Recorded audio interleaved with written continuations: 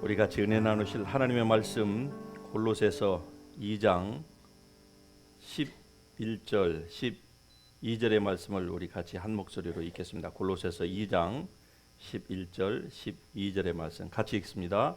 또 그 안에서 너희가 손으로 하지 아니한 할례를 받았으니 곧 육의 몸을 벗는 것이요 그리스도의 할례니라. 너희가 세례로 그리스도와 함께 장사되고 또 죽은 자들 가운데서 그를 일으키신 하나님의 역사를 믿음으로 말미암아 그 안에서 함께 일으키심을 받았느니라. 아멘. 예, 자리에 앉아 주시기 바랍니다.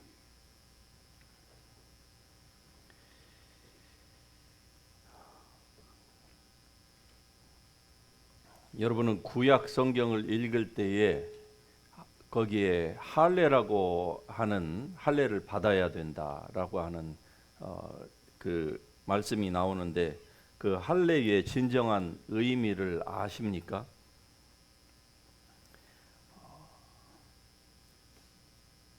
육체에 행하는 그 할례는 한 번이면 족합니다.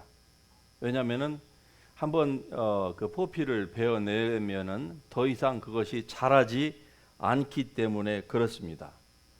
이것이 의미하는 말은 바로 예수님께서 우리의 죄성을 제거하신 이후에는 그것이 다시금 우리에게서 자라지 않는다고 하는 것을 의미하는 것입니다. 이게 바로 하나님께서 유대인들에게 구약 율법을 통해서 할례를 행하라고 하셨던 진정한 의미예요. 그럼에도 불구하고 그리스도인들이 여전히 죄를 짓는 것은 마치 그 할례를 행했는데 그 스킨이 다시 자라는 것처럼 우리의 죄성을 예수 그리스도로 말미암아 제거하셨는데도 불구하고 죄성이 다시 자라기 때문에 우리가 죄를 짓는 것이 아니다. 이것을 우리가 분명히 알아야만 합니다. 다른 요인이 있다는 것이죠. 자, 할례가 갖는 그 특별한 의미가 있습니다. 물론 할례라고 하는 것은 유대인들만 행했던 의식이 아니에요. 이스라엘 나라 밖에서도 할례를 행한 민족들이 있고 또 그것을 강요하는 종교도 심지어는 있었습니다. 그러나 이게 이스라엘 안에서 하나님께서 먼저 아브라함과 할례의 언약을 맺으셨죠. 그리고 이제 모세를 통하여서 또 할례의 언약을 이제는 그 성문화된 그 글자로 하나님께서 그것을 새기시면서까지 할례를 이스라엘 백성들에게 행하라고 말씀하셨습니다. 그리고 만일에 할례를 행하지 아니하면은 나와는 상관이 없다. 즉 이스라엘 백성들 가운데서 할례를 받지 아니하는 사람은 백성들 가운데서 끊쳐진다. 이렇게 말씀을 하셨어요. 그 말은 무엇입니까? 더 이상 선민이 아니다. chosen people이 아니다. 그것을 의미하는 거였어요. 그래서 사도행전 15장 1절에 보면은 이런 말씀이 나옵니다. 어떤 유대인들이 가르치되 너희가 모세의 법대로 할례를 받지 아니하면은 능히 구원을 받지 못하리라. 사도 바울이 복음을 전파하는 곳에 그 유대교에서 기독교로 컨버트한 그 개종한 유대인들이 따라와 가지고 하는 얘기가 너희가 모세의 법대로 할례를 받지 아니하면은 구원을 받지 못한다. 이렇게 얘기를 하는 거예요. 이게 뭐냐면은 당시에 율법으로 가르침을 받았던 유대인들의 머릿속에 깊이 뿌리 박혀 있었던 사상입니다. 할례를 받지 아니하면은 구원을 능히 받지 못하리라. 그런 것은 아님에도 불구하고 하나님의 그 율법을 주신 그 의도를 파악하지를 못하고 율법 자체에만 얽매여 가지고 율법주의에 빠진 결과 이런 말도 안 되는 소리를 함으로써 교회 안에서 많은 성도들을 혼란스럽게 했던 것처럼 오늘날도 마찬가지입니다. 오늘 한국 교회에서 이렇게 얘기하는 사람 아무도 없겠죠. 할례를 받지 않으면 구원을 받지 못한다. 그러나 할례 얘기는 안 해도 다른 율법적인 얘기를 함으로써 예수 그리스도의 구원과 같은 동일한 효과를 발휘한다고 이렇게 사람들을 호도하고 잘못 가르치는 것들이 교회 안에 적지 않다는 것이죠. 자, 그렇다고 하면은 구약과 신약에서 무할례자, 즉 할례를 받지 아니한 그 uncircumcised people은 무엇을 의미하는 거 하니 그것은 바로 거룩하지 않다고 하는 것을 지금 상징하는 겁니다. 그것을 얘기하는 거예요. 즉 이스라엘 백성들 가운데에서 할례를 받지 아니하면은 어떻게 될까요? 그것은 거룩하지 않기 때문에 거룩하신 하나님과 관계가 없음. 즉 cut off from God, 그 말씀인 거예요. 이 말의 의미는 오늘 우리에게 무엇을 의미하는 거 아니? 신약에 있어서는 더 이상 육체의 포피를 베어내는 그 할례를 얘기하는 것이 아니고 바로 마음의 할례를 얘기하지 않습니까? 오늘 본문 말씀 여러분, 너희가 손으로 하지 아니한 할례를, 손으로 한 할례는 뭡니까? 육체의 포피를 베어내는 것이었지만은, 그러나 이 본문에서는 지금 사도 바울이 이렇게 얘기를 합니다. 손으로 하지 아니한 그 circumcision을 너희가 받았으니 곧 육의 몸을 벗는 것이요. 할례가 무엇을 의미하는지를 지금 이 한 말씀에서 정확하게 우리에게 제시해 주고 있는 것입니다. 구약의 할례는 할례 그 자체의 의미가 있는 것이 아니었어요. 물론 새로운 언약의 주체자이신 예수 그리스도께서 오시기 전까지는 이스라엘 백성들이 하나님과의 관계를 맺으려면은요 할례를 해야만 했던 것입니다. 그러나 그 할례는 가르치는 바가 있었어요. 그것이 무엇이었는가 하니 바로 육의 몸을 벗는 것. 다시 얘기하면은 죄에서 벗어나는 것을 의미하는 것이고 그것은 바로 그리스도의 할례니라 이렇게 말씀을 하는 거예요. 그리스도의 할례라는 얘기는 무슨 말씀입니까? 예수 그리스도를 믿음으로 말미암아서 하나님께서 주신 은혜를 예수 그리스도를 믿음으로 받아들이면은 바로 마음의 할례를 받는 것이다. 이게 바로 그리스도의 할례다. 이 그리스도의 할례가 즉 마음의 육의 몸을 벗는 이것이 구약에 있어서는 바로 할례의 예식을 행하라. 하나님께서 모세를 통해서 말씀하신 그 의미가 무엇인가 하니 바로 할례를 받으면은 하나님께서 너희를 거룩하다, chosen people이다 하나님께서 인정해 주시겠다는 거예요. 그 말이 할례를 받으면은 구원을 받아서 천국을 간다 그 말은 아닙니다. 그거하고 할례를 예식을 행하라고 하는 것과는 다른 의미예요. 다시 그러면은 유대인이 되려면은 할례의 예식을 행해야 된다는 거예요. 그러면은 예를 들어서 애굽에서 이스라엘 백성들을 따라서 나왔던 애굽 사람도 있고 그 행진하는 가운데에 다른 이방 민족이 자기네들도 여호와 하나님을 섬기겠다고 오는 사람들도 있었거든요. 그런 사람들에 대해서도 할례 예식을 반드시 행하라고 했던 것입니다. 그것은 무엇입니까? 유대인이 되기 위한 하나의 형식이었고 절차였던 것이에요. 그러면 할례를 받으면은 다 예수 그리스도로 말미암아 구원 받는 것처럼 다 구원을 받고 하나님의 자녀가 되는 그건 아니에요. 유대인이 되는 거예요. 그 다음에 이스라엘 백성들도 구약에서 이스라엘 백성들도 만일에 구원을 받으려면은요 어떻게 받아야 되죠? 같이 합니다. 믿음으로. 무슨 믿음이에요? 아브라함의 믿음을 받아야 되는다 이 말입니다.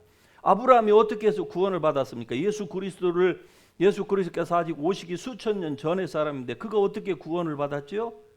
믿음으로 받은 거예요. 무슨 믿음입니까? 하나님께서 말씀하신 그것을 그대로 믿은 거예요.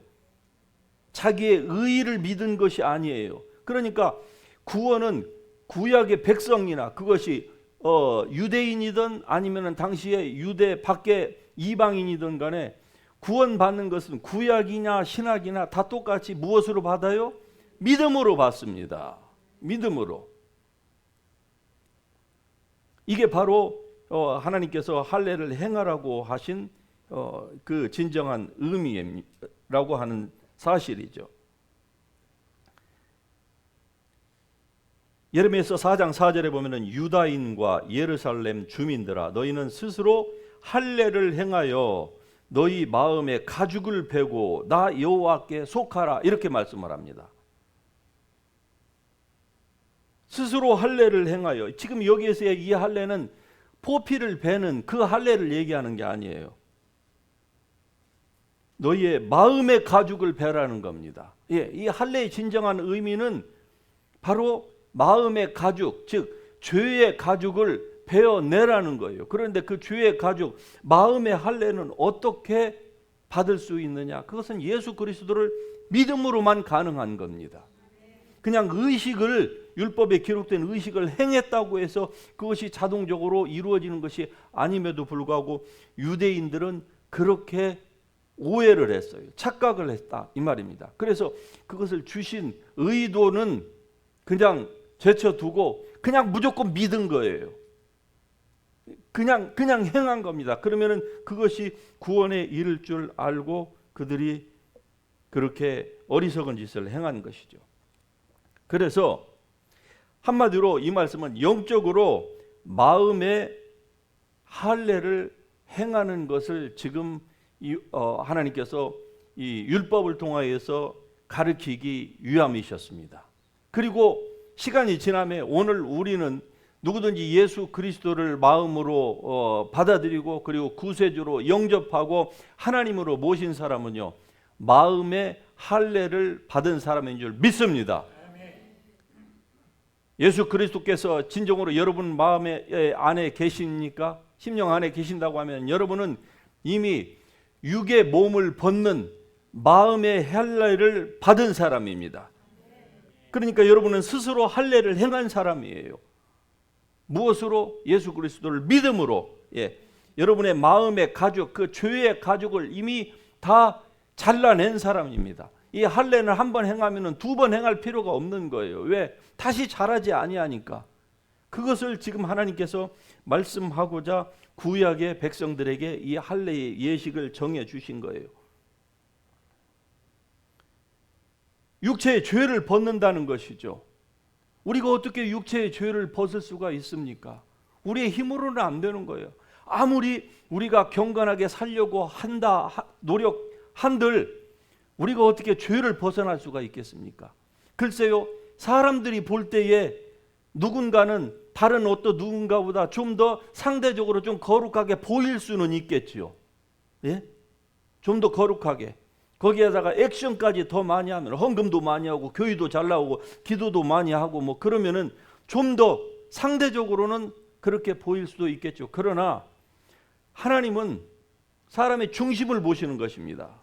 사람 마음 가운데서 일어나는 온갖 정욕적이고 세상적이고 마귀적인 이러한 것을 사람들은 겉모습밖에 보지를 못하니까 그 내면에 있는 그 회칠한 무덤 안에 있는 그 시체 썩은 냄새와 같은 이 죄의 냄새를 우리 안에서 사람들은 보지 못하지만은 하나님은 아신다 이 말이에요.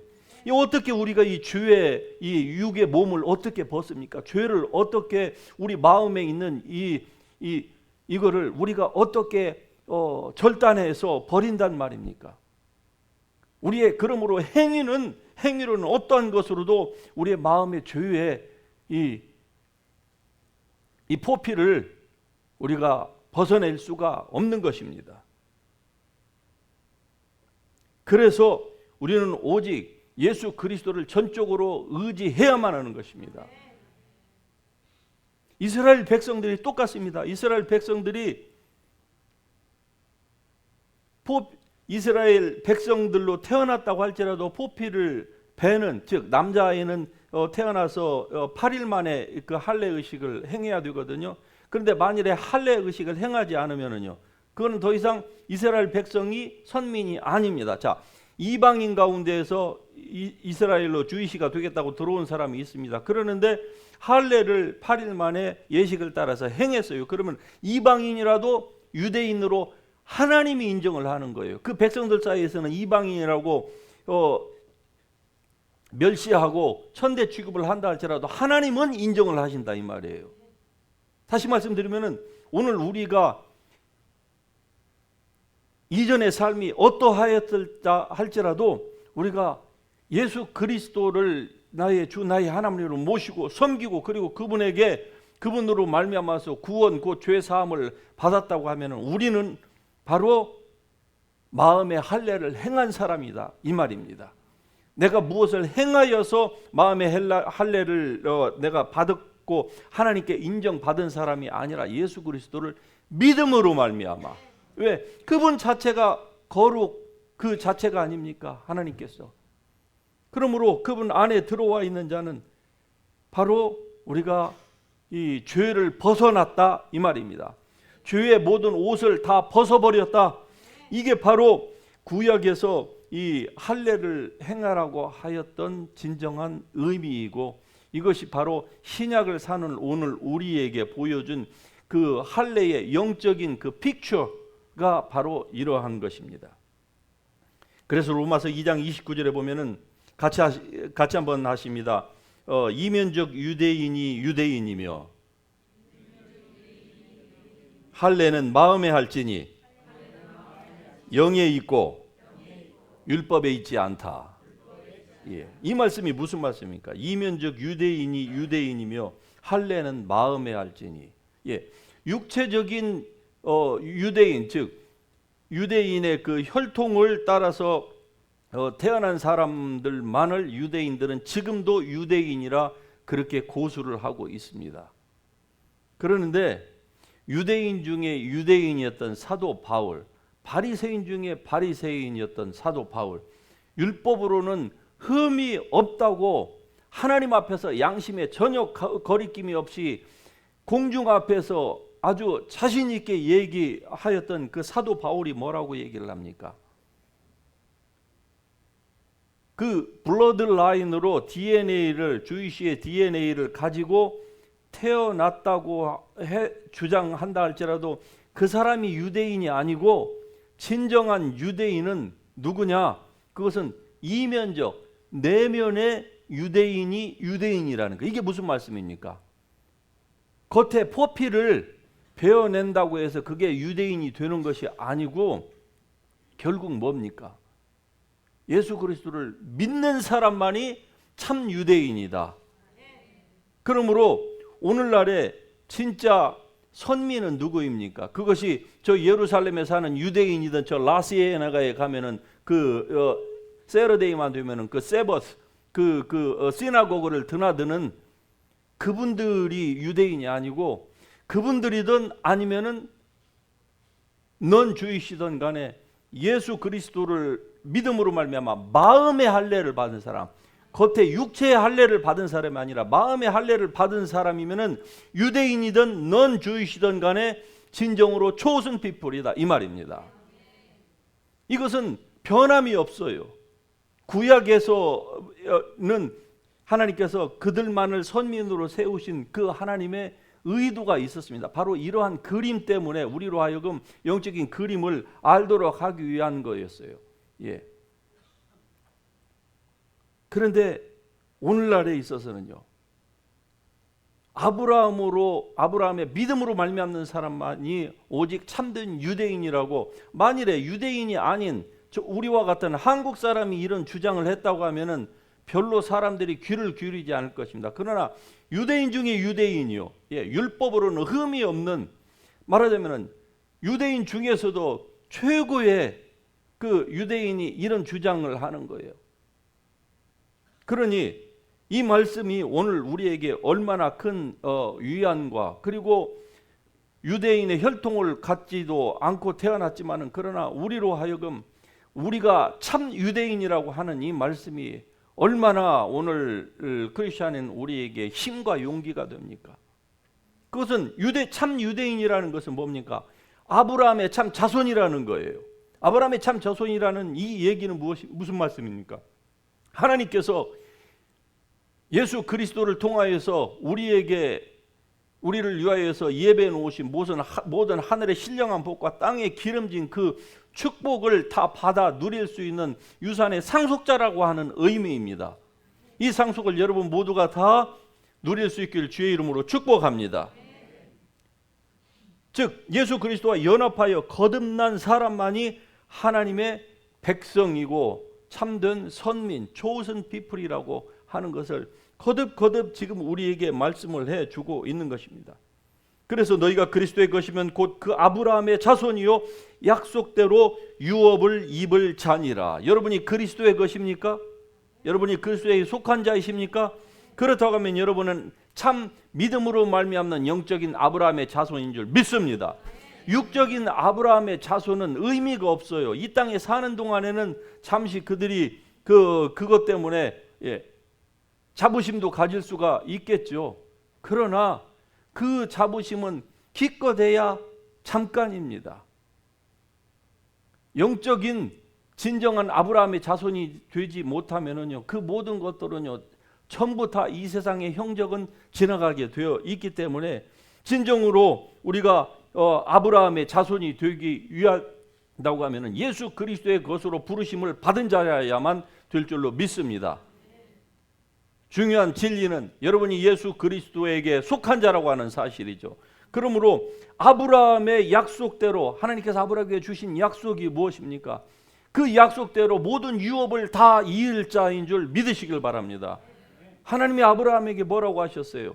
네가 밟는 땅을 내가 너와 네 자손에게 다 주겠다. 동서남북을 네가 보아라. 그리고 네가 선포하라는 것이죠.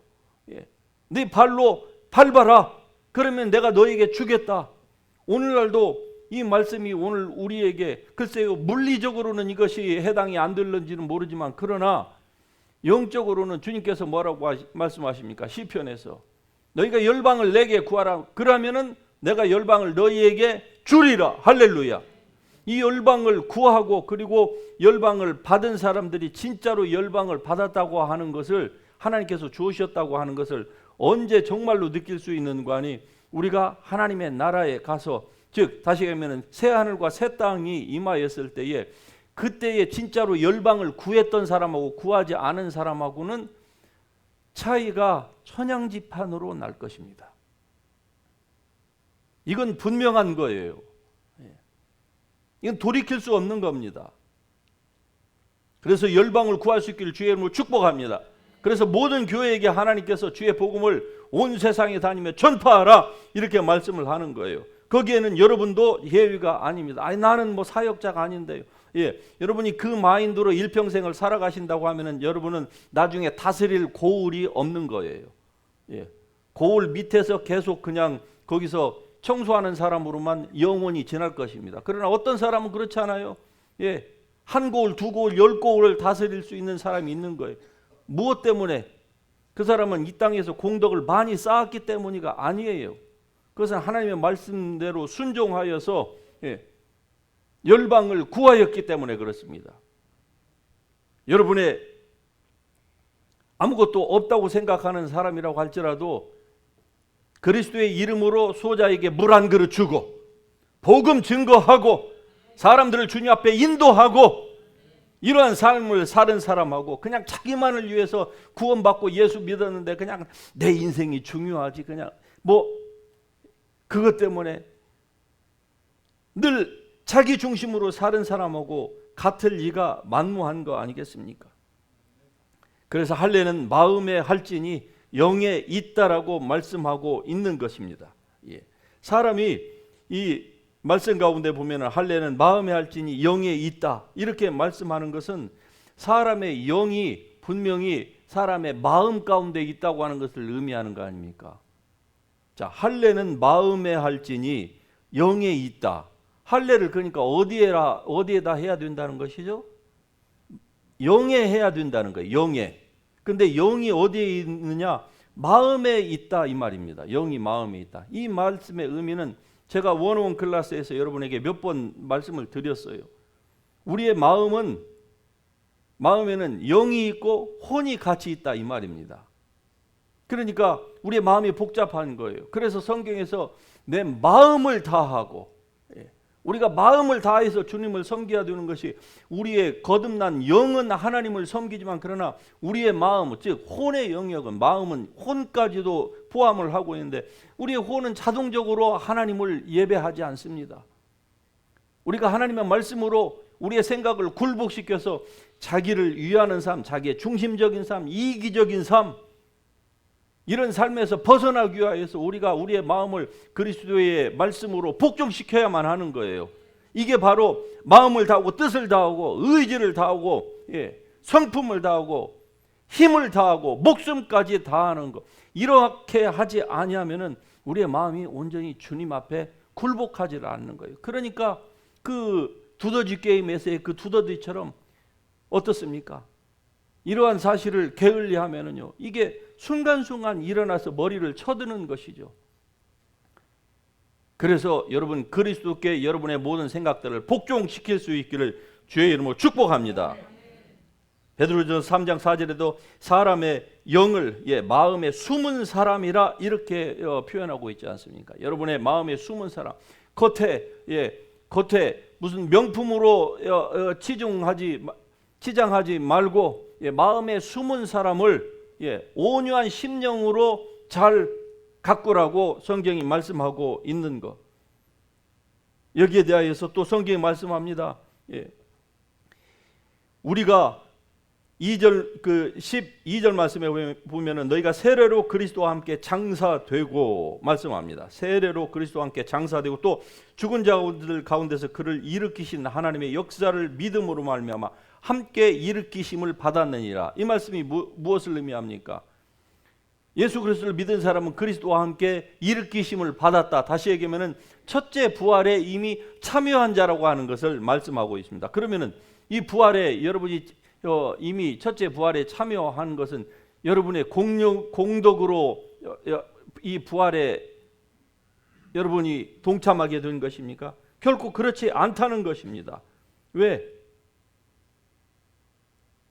마음의 할례를 우리의 무슨 종교적인 노력으로 우리의 거룩성으로 받은 것이 아닌 것처럼 우리가 이 첫째 부활에 참여한 것도, 다시 말씀드리면 육체의 죄의 몸을 벗는 것, 이것도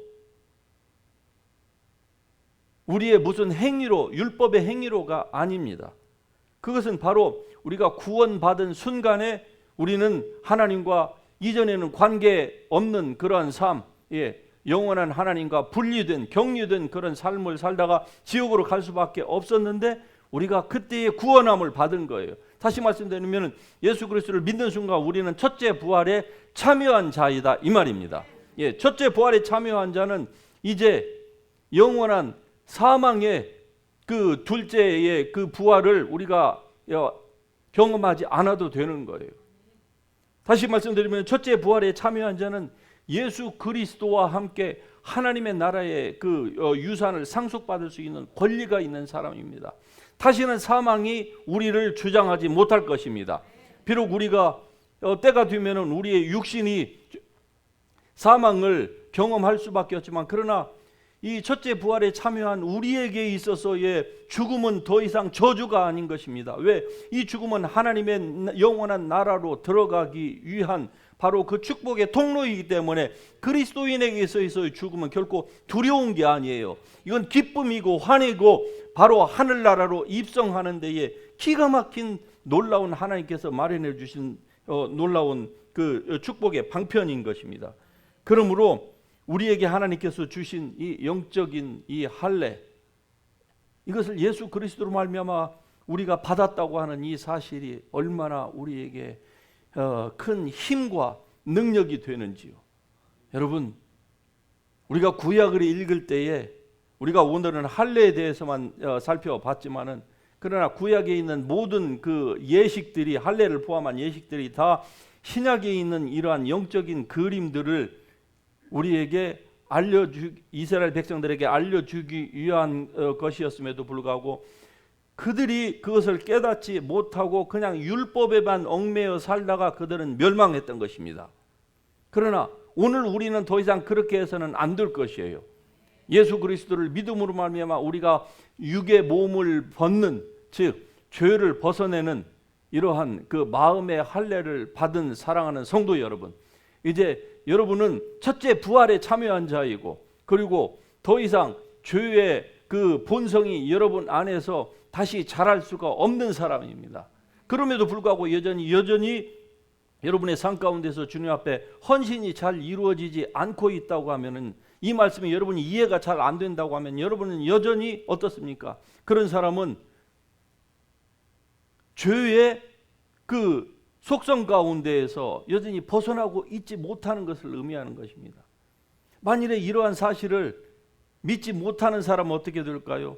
절대로 첫째 부활에 참여할 수가 없는 것이죠. 첫째 부활에 참여하지 못하면은요, 결국 어떻습니까?